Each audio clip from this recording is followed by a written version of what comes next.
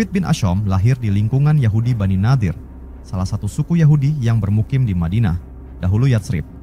Sejak kecil, Labid dikenal sebagai seseorang yang memiliki kemampuan sihir, sebuah keahlian yang dianggap luar biasa oleh masyarakat Yahudi pada masa itu. Kemampuan ini diwariskan dari tradisi panjang keluarganya yang mendalami ilmu-ilmu supranatural dan mistis. Labid tumbuh dalam lingkungan yang sangat menghormati sihir, dan ia terus menyempurnakan ilmunya hingga menjadi salah satu ahli sihir yang paling ditakuti di kalangan sukunya. Ketika Nabi Muhammad hijrah ke Madinah dan Islam mulai menyebar dengan cepat di antara suku-suku Arab, ketegangan antara kaum muslimin dan kaum Yahudi, termasuk Bani Nadir, semakin meningkat. Kaum Yahudi melihat perkembangan Islam sebagai ancaman bagi kedudukan mereka, baik dari segi politik maupun spiritual. Labid, sebagai salah satu tokoh Yahudi terkemuka di Bani Nadir, menyaksikan pergeseran kekuasaan ini dengan rasa takut dan benci. Suatu hari, para pemimpin Bani Nadir mendatangi Labid. Mereka telah lama mendengar desas-desus tentang keajaiban Nabi Muhammad yang terlindung dari segala macam bahaya, baik fisik maupun spiritual. Mereka memohon agar Labid menggunakan ilmu sihirnya untuk mencelakai Nabi dengan harapan bisa menghentikan pengaruhnya yang semakin kuat di Madinah. Tertantang oleh permintaan ini dan juga termotivasi oleh kebenciannya terhadap Nabi, Labid setuju untuk melancarkan sihirnya. Dengan penuh keyakinan, Labid mulai merancang sihir yang sangat kuat. Ia menggunakan rambut Nabi Muhammad yang diambil dari sisirnya, lalu mengikatkan rambut tersebut ke sebuah sisir dan benang, yang kemudian disembunyikannya di dasar sebuah sumur bernama Ji Arwan. Sihir ini didesain untuk menyebabkan kebingungan dan rasa sakit pada Nabi, sehingga diharapkan akan melemahkan mental dan fisiknya. Setelah sihir dilancarkan, Nabi Muhammad mulai merasakan dampaknya. Beliau merasakan kelelahan yang luar biasa dan seringkali mengalami kebingungan dalam menjalani kesehariannya. Meski demikian, tidak ada yang tahu apa yang sebenarnya terjadi. Kondisi ini berlangsung cukup lama, hingga akhirnya Allah Subhanahu wa Ta'ala mengutus malaikat untuk memberi petunjuk kepada Nabi. Melalui wahyu, Nabi Muhammad diberitahu tentang sihir yang dilakukan oleh Labid bin Ashom dan letak barang-barang sihir tersebut di dalam sumur Ji Arwan. Allah Subhanahu wa Ta'ala juga menurunkan dua surah penting, yaitu surah Al-Falaq dan surah An-Nas sebagai penangkal dari segala bentuk sihir dan kejahatan. Nabi Muhammad segera mengutus para sahabat untuk mencari sumur tersebut dan mengambil alat sihir yang disembunyikan di sana. Setelah barang sihir itu ditemukan dan dimusnahkan, Nabi Muhammad kembali pulih sepenuhnya. Sihir yang dilancarkan oleh Labid bin Ashom tidak berhasil mencelakai Rasulullah secara permanen dan justru semakin menguatkan keyakinan umat Islam terhadap perlindungan Allah Subhanahu wa Ta'ala. Labid bin Ashom tidak dicelakai atau dihukum oleh Nabi Muhammad setelah kejadian ini, meskipun perbuatannya sangat jahat. Rasulullah lebih memilih memaafkan dan tidak mengambil tindakan balasan yang keras. Keputusan ini menggambarkan karakter beliau yang penuh rahmat dan pemaaf, meski sudah dicelakai dengan sihir yang berbahaya. Demikianlah kisah Labid bin Ashom, seorang tokoh yang menggunakan sihirnya untuk mencoba menjatuhkan seorang nabi, namun pada akhirnya gagal karena kekuatan Allah Subhanahu wa Ta'ala yang melindungi nabinya. Hingga kini, peristiwa ini menjadi pengingat bagi umat Islam tentang kekuatan doa dan ayat-ayat Al-Quran, serta pentingnya perlindungan dari Allah Subhanahu wa Ta'ala dalam menghadapi segala bentuk kejahatan. Labid bin Ashom adalah seorang tokoh Yahudi dari Bani Nadir yang terkenal dalam sejarah Islam karena perannya dalam melakukan sihir terhadap Nabi Muhammad. Berikut adalah beberapa peristiwa terkait dengan Labid bin Ashom. Pertama, peristiwa sihir terhadap Nabi Muhammad. Labid bin Ashom melakukan sihir kepada Nabi Muhammad dengan menggunakan rambut dan sisir Nabi yang disembunyikan di dalam sumur. Akibat sihir tersebut, Nabi Muhammad mengalami sakit dan merasa kebingungan dalam beberapa hal selama beberapa waktu. Suatu hari di Madinah, ketegangan antara kaum muslimin dan kaum Yahudi semakin meningkat. Di antara suku Yahudi yang menaruh rasa iri dan dengki terhadap Nabi Muhammad adalah Bani Nadir. Salah satu dari mereka, Labid bin Ashom, seorang ahli sihir yang terkenal, mulai merancang rencana untuk mencelakai Nabi. Dalam sebuah pertemuan rahasia, para pemuka Bani Nadir mengunjungi Labid.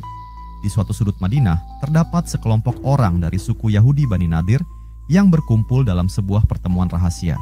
Mereka adalah pemimpin-pemimpin suku yang selama ini merasa terancam oleh berkembangnya Islam dan pengaruh Nabi Muhammad yang kian kuat di tengah masyarakat Madinah.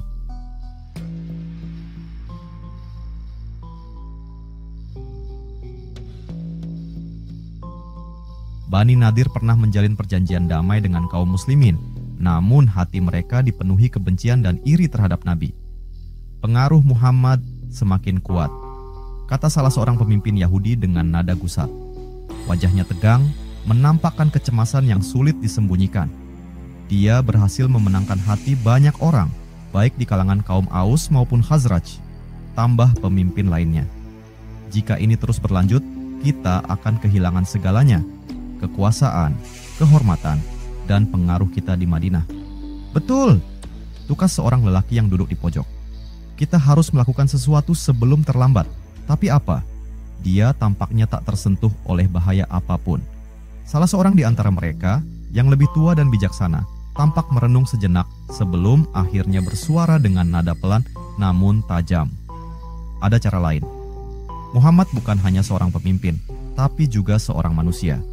Mungkin dia kebal dari senjata, tapi tidak dari kekuatan gelap yang kita kuasai. Wajah-wajah di sekitar meja menjadi serius. Apa maksudmu? Tanya seseorang, mendekatkan diri untuk mendengar lebih jelas. Lihatlah ke sekeliling kita, kata lelaki tua itu sambil mengedarkan pandangannya. Labid bin Ashom, dia ahli sihir terbaik yang kita miliki. Dengan kekuatan sihir, kita bisa melemahkan Muhammad, membuatnya ragu, bingung, bahkan sakit. Jika Muhammad hancur, kekuatannya akan runtuh, umatnya akan tercerai-berai. Semua yang mendengar sejenak terdiam, menyadari bahwa apa yang diucapkan oleh lelaki tua itu adalah rencana yang berbahaya, namun mungkin berhasil. Dengan sihir, mereka berharap bisa memusnahkan pengaruh Nabi Muhammad tanpa harus mengangkat senjata. Kita harus bicara dengan Labid, kata salah seorang di antara mereka. Hari berikutnya, Labid bin Ashom, seorang ahli sihir yang terkenal di kalangan Yahudi Madinah, dipanggil oleh para pemimpin Bani Nadir. Ia dihadapkan dengan permintaan yang sangat serius. Labid, kata pemimpin suku yang tampak paling berpengaruh, kami memerlukan bantuanmu untuk mencelakai Muhammad. Kau tahu, dia telah mengubah keseimbangan kekuasaan di kota ini. Jika kau bisa menggunakan sihirmu membuatnya lemah atau sakit, itu akan membuka jalan bagi kami untuk mengambil kembali kendali. Labid mendengarkan dengan seksama, matanya yang licik berbinar saat mendengar tugas yang dipercayakan kepadanya.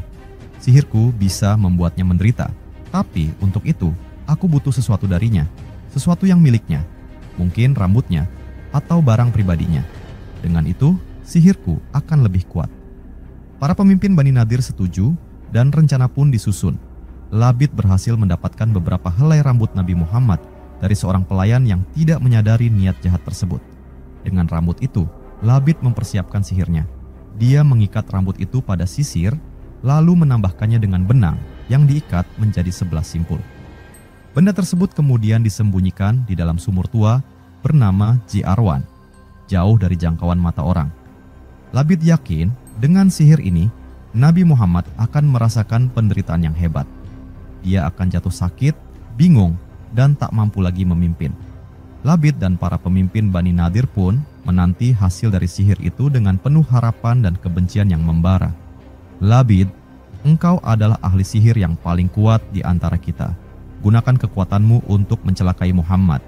Ia telah mengganggu kekuasaan kita dan pengaruhnya semakin hari semakin besar, kata salah seorang pemimpin suku dengan nada mendesak. Labid menyeringai, merasa tertantang. Sihirku akan membuatnya tersiksa dan lemah, katanya dengan keyakinan penuh. Malam itu, Labid mulai melancarkan sihirnya. Dia mengambil rambut Nabi Muhammad yang didapatkan dari sisirnya melalui seorang anak perempuan yang menjadi pelayan Nabi. Dengan teliti, dia mengikatkan rambut tersebut pada sisir dan seutas benang yang diikat menjadi 11 simpul. Setelah itu, ia membawa benda tersebut ke sebuah sumur tua yang dikenal sebagai Ji-Arwan dan menyembunyikannya di dasar sumur. Beberapa hari setelah itu, Nabi Muhammad mulai merasakan perubahan aneh pada tubuhnya. Beliau merasa sangat letih dan lemah. Kadang-kadang, beliau merasakan kebingungan dan lupa akan hal-hal kecil dalam kesehariannya. Bahkan, beliau merasa seperti telah melakukan sesuatu, padahal kenyataannya tidak terjadi apa-apa. Pada suatu hari, Aisyah, istri Nabi, memperhatikan keadaan beliau yang semakin lemah. "Wahai Rasulullah, ada apa dengan engkau? Engkau tampak sangat berbeda akhir-akhir ini," tanya Aisyah dengan cemas. Nabi Muhammad hanya bisa tersenyum lemah. "Aku merasakan sesuatu yang aneh, seakan-akan ada sihir yang telah dilemparkan kepadaku," jawab beliau.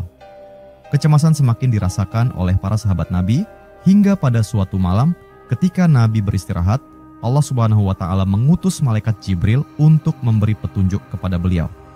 Jibril memberitahu Nabi bahwa sihir telah dilakukan oleh Labid bin Ashom dan alat sihir itu tersembunyi di dalam sumur Zi'arwan.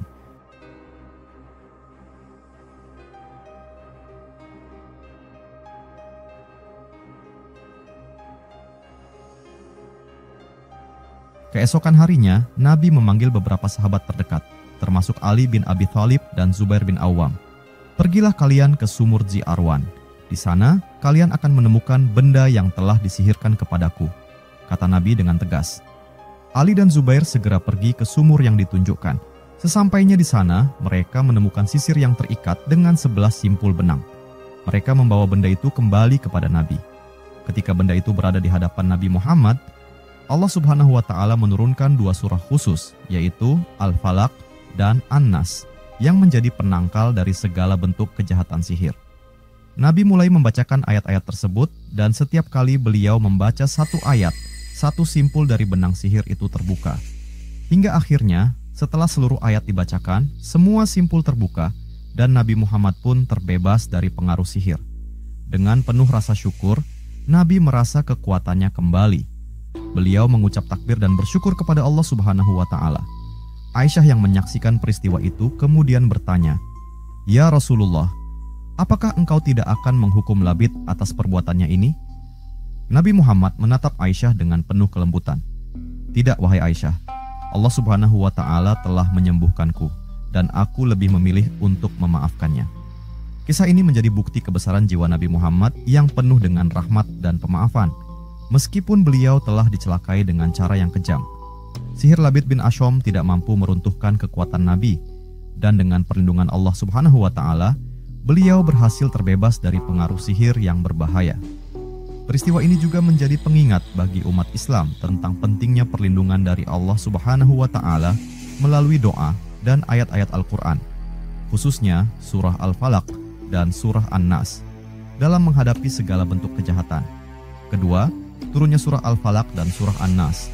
Dalam menghadapi sihir ini, Allah Subhanahu wa Ta'ala menurunkan 2 surah penting, yaitu Al-Falaq dan An-Nas, yang kemudian dikenal sebagai Mu'awwidhatain, 2 surah pelindung. Nabi Muhammad kemudian membaca kedua surah tersebut untuk mendapatkan kesembuhan dari sihir Labid bin Ashom. Pada suatu masa di Madinah, Nabi Muhammad mengalami keadaan yang tidak biasa. Beliau merasa tubuhnya lemah dan pikirannya kerap kebingungan. Hal-hal yang seharusnya mudah untuk diingat atau dilakukan tiba-tiba terasa sulit, seperti ada sesuatu yang menghalangi kemampuan beliau. Para sahabat dan keluarganya mulai merasa cemas, terutama Aisyah, istri tercintanya, yang dengan jelas melihat perubahan tersebut. "Ya Rasulullah," ujar Aisyah suatu hari dengan tatapan cemas di matanya, "apa yang sedang engkau rasakan? Ada sesuatu yang tampaknya berbeda pada dirimu." Nabi Muhammad menggelengkan kepalanya perlahan.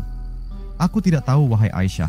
Aku merasa ada sesuatu yang menahanku, seolah-olah aku terpenjara oleh sesuatu yang tak terlihat." Hari-hari berlalu dengan Nabi terus mengalami kebingungan dan kelemahan yang semakin mengkhawatirkan. Hingga suatu malam, ketika beliau sedang beristirahat, datanglah malaikat Jibril dalam sebuah mimpi. Wajah Jibril tampak penuh dengan keseriusan.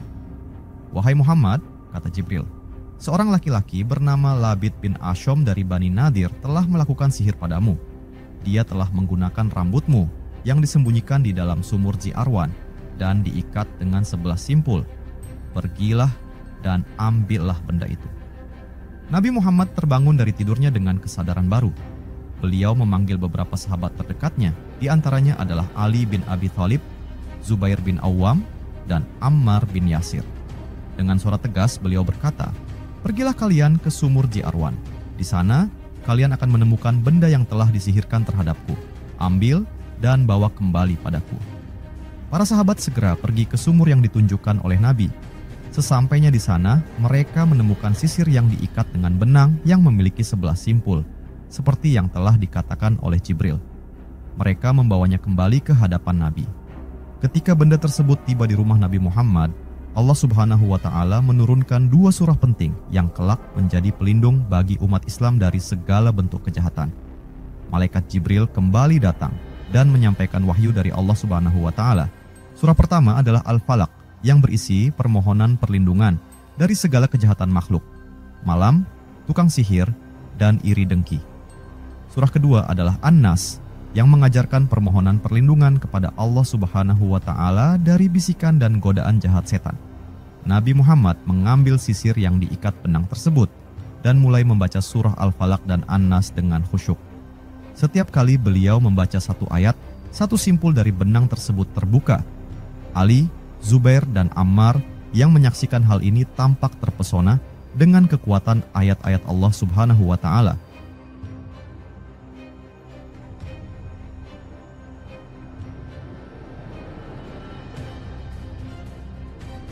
Ayat demi ayat dibacakan Nabi. Katakanlah, aku berlindung kepada Tuhan yang menguasai subuh dari kejahatan makhluknya. Surat Al-Falaq ayat 1-2. Setiap simpul terus terbuka satu persatu, hingga akhirnya semua simpul terurai.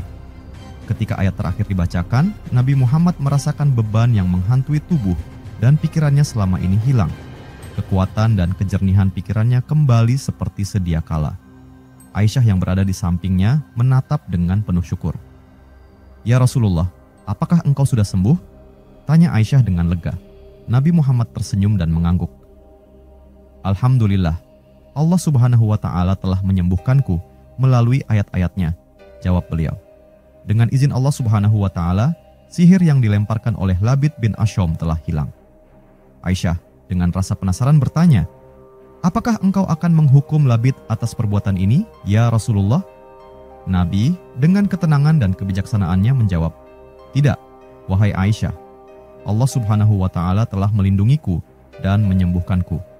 Biarlah Allah Subhanahu wa Ta'ala yang membalasnya sesuai kehendaknya. Aku memilih untuk memaafkan." Peristiwa ini menjadi saksi turunnya surah Al-Falaq dan surah An-Nas, 2 surah yang tidak hanya menyembuhkan Nabi dari sihir, tetapi juga menjadi perlindungan abadi bagi seluruh umat Islam dari kejahatan dan gangguan makhluk jahat. Hingga kini, umat Islam membaca kedua surah ini setiap hari, terutama sebelum tidur, sebagai perisai dari kejahatan yang tak terlihat. Kisah ini tidak hanya menunjukkan kebijaksanaan Nabi Muhammad yang memilih memaafkan, tetapi juga kekuatan doa dan ayat-ayat Al-Quran dalam menghadapi segala bentuk kejahatan di dunia. Ketiga, ditemukannya alat sihir. Nabi Muhammad diberitahu melalui wahyu bahwa barang sihir yang digunakan oleh Labid bin Asyom disembunyikan di sebuah sumur. Setelah ditemukan dan dihilangkan, Nabi Muhammad kembali pulih dari pengaruh sihir tersebut. Keempat, wafatnya Labid bin Asyom. Di tengah kehidupan yang terus berjalan di Madinah, nama Labid bin Asyom perlahan-lahan mulai dilupakan oleh sebagian besar penduduk. Dikenal sebagai ahli sihir yang pernah mencoba mencelakai Nabi Muhammad, Labid tetap hidup dalam bayang-bayang perbuatan jahatnya. Meskipun rencananya untuk menyihir Nabi gagal total, ia tidak pernah dihukum oleh Nabi. Rasulullah memilih untuk memaafkan, memberikan Labid kesempatan untuk bertobat, meskipun kebanyakan orang mengetahui bahwa hati Labid telah keras dan penuh dengan kebencian. Tahun-tahun berlalu, Labid semakin tua dan semakin lemah. Kesehatannya memburuk dan ia mulai merasakan penderitaan fisik yang terus-menerus. Di rumah kecilnya yang sunyi, Labid lebih sering terbaring di tempat tidurnya. Tubuhnya menggigil akibat penyakit yang tak pernah pergi. Ia tidak lagi menjadi orang yang berpengaruh dan ilmunya tentang sihir pun seolah kehilangan kekuatan. Orang-orang yang dulu meminta bantuannya untuk melakukan kejahatan sekarang tidak lagi peduli. Labid hidup dalam kesendirian. Suatu hari, seorang pemuda Yahudi datang menjenguknya. Pemuda itu merasa kasihan pada Labid yang sekarang tampak seperti bayangan dari masa lalunya, yang dulu penuh kekuatan dan pengaruh. "Labid, bagaimana kabarmu?"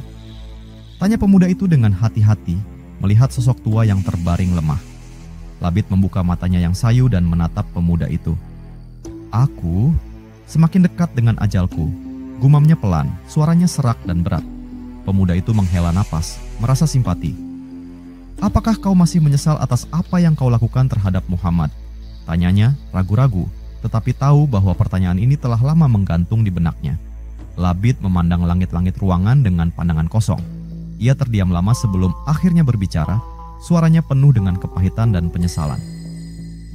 Aku tahu bahwa apa yang kulakukan salah, bisiknya. Aku mencoba menyakiti seorang yang tak bersalah, tapi anehnya, dialah yang membiarkan aku tetap hidup. Muhammad tidak pernah membalas perbuatanku. Pemuda itu menundukkan kepalanya. Itu karena Muhammad memiliki hati yang pemaaf. Dia selalu mengampuni, meskipun ada yang berusaha mencelakainya. Labid menarik napas panjang, seolah berjuang untuk mengucapkan kata-kata yang sulit. Aku tidak akan pernah melupakan hari-hari ketika sihirku mulai bekerja. Aku pikir dia akan hancur, bahwa dia akan menderita selamanya. Tapi setiap simpul sihirku terurai satu persatu, seakan-akan kekuatan dari langit melawanku. Aku kalah. Bahkan sebelum aku benar-benar bertarung. Labid terdiam lagi, matanya menerawang. Kau tahu apa yang lebih menyakitkan?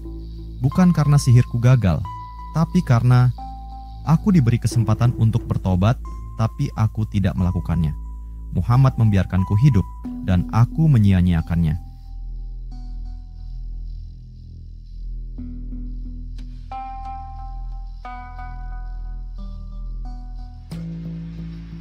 Pemuda itu mendengarkan dengan tenang, merasakan beratnya penyesalan di dalam hati Labid. Labid, Allah Subhanahu wa Ta'ala Maha Pengampun. Jika kau benar-benar menyesal, pintu tobat selalu terbuka, kata pemuda itu dengan lembut, berharap kata-katanya bisa membawa sedikit ketenangan bagi hati tua yang gelisah itu. Namun, Labid hanya tersenyum pahit. Waktu untukku sudah hampir habis, katanya pelan. Aku telah hidup terlalu lama dalam kegelapan, dan sekarang kegelapan itu akan menjemputku. Sihirku tidak dapat menyelamatkanku dari apa yang akan datang. Hari demi hari, kesehatan Labid semakin memburuk. Tubuhnya semakin lemah, dan pada suatu malam yang tenang, dalam kesendirian, Labid mengembuskan napas terakhirnya. Tidak ada kemewahan, tidak ada kemegahan, hanya kesunyian yang menjemputnya. Kabar tentang wafatnya Labid bin Ashom sampai ke telinga penduduk Madinah. Bagi sebagian orang, kematiannya adalah akhir dari seseorang yang pernah mencoba mencelakai Nabi dengan cara yang licik. Namun, bagi Nabi Muhammad, Labid hanyalah manusia yang tersesat di jalan yang salah. Meski Labid tidak pernah meminta maaf atau bertobat secara langsung, Nabi tetap memperlihatkan kasih sayang yang luar biasa. Ketika berita wafatnya Labid sampai kepada Nabi Muhammad, beliau menundukkan kepala, seolah-olah merenungkan sesuatu. Seorang sahabat yang berada di dekat beliau bertanya, "Ya Rasulullah, apakah engkau merasa lega mendengar kabar kematian Labid, orang yang pernah menyihirmu?" Nabi Muhammad menatap sahabatnya dengan tatapan lembut, lalu menjawab, "Kematian adalah kepastian bagi setiap makhluk. Aku tidak bersuka cita atas kematian siapapun. Sungguh, aku berharap setiap jiwa dapat kembali kepada Allah Subhanahu wa Ta'ala dengan hati yang bersih dan penuh penyesalan." Perkataan Nabi itu menjadi pengingat bagi para sahabat dan seluruh umat Islam bahwa kebaikan hati dan pemaafan adalah bagian penting dari ajaran Islam. Nabi Muhammad tidak menyimpan dendam, bahkan kepada orang yang telah mencoba mencelakainya. Labid bin Ashom, meski wafat dalam kesendirian dan penyesalan, tetap menjadi bagian dari kisah panjang yang mengajarkan betapa besar kasih sayang dan kebijaksanaan Nabi. Labid bin Ashom dikenal dalam sejarah sebagai seseorang yang mencoba mencelakai Nabi Muhammad melalui cara-cara sihir, tetapi upaya tersebut digagalkan oleh bantuan Allah Subhanahu wa Ta'ala. Labid bin al-Ashom adalah seorang penyihir Yahudi dari Bani Zuraik yang dikenal dalam sejarah Islam karena melakukan sihir kepada Nabi Muhammad. Meskipun peristiwa ini menciptakan tantangan besar bagi Nabi dan para sahabat, ada banyak pelajaran berharga yang dapat diambil oleh kaum muslim dari kisah ini. Pertama, kisah Labid bin al-Ashom mengajarkan kita tentang kekuatan doa dan perlindungan Allah Subhanahu wa Ta'ala. Meskipun Nabi Muhammad terkena sihir, beliau terus berdoa dan memohon perlindungan kepada Allah Subhanahu wa Ta'ala. Akhirnya, Allah Subhanahu wa Ta'ala menurunkan 2 surah pelindung, yaitu surah Al-Falaq dan surah An-Nas, yang tidak hanya menyembuhkan Nabi, tetapi juga menjadi pelindung bagi seluruh umat Islam dari gangguan sihir, keburukan, dan kejahatan. Dari sini, umat muslim diajarkan untuk senantiasa bergantung pada Allah Subhanahu wa Ta'ala dalam menghadapi ujian dan cobaan. Kedua, peristiwa ini mengajarkan umat Islam tentang pentingnya menjaga hati dari rasa dengki dan kebencian. Labid melakukan sihir karena kedengkiannya terhadap Nabi dan umat Islam. Kebencian yang berakar dalam dapat mendorong seseorang melakukan kejahatan, bahkan melampaui batas yang wajar. Umat Islam diajarkan untuk menghindari rasa iri dan benci, karena perasaan negatif ini bisa menjadi sumber kehancuran bagi diri sendiri dan orang lain. Terakhir, kisah ini juga memperingatkan kaum muslim untuk waspada terhadap tipu daya musuh-musuh yang berusaha merusak keimanan mereka, baik melalui sihir, fitnah, atau cara-cara lainnya. Namun, umat Islam harus tetap kuat dan percaya bahwa dengan iman yang kokoh dan ketakwaan kepada Allah Subhanahu wa Ta'ala, segala kejahatan dapat diatasi. Nabi Muhammad sebagai sosok teladan menunjukkan kepada kita bahwa meskipun menghadapi ancaman dari musuh, beliau tetap berpegang teguh pada iman dan menjadikan Allah Subhanahu wa Ta'ala sebagai satu-satunya tempat berlindung. Dengan demikian, kisah Labid bin Al-Ashom memberi pelajaran bagi kita untuk senantiasa menguatkan iman, menjauhi kebencian, dan selalu memohon perlindungan dari Allah Subhanahu wa Ta'ala dalam segala situasi kehidupan.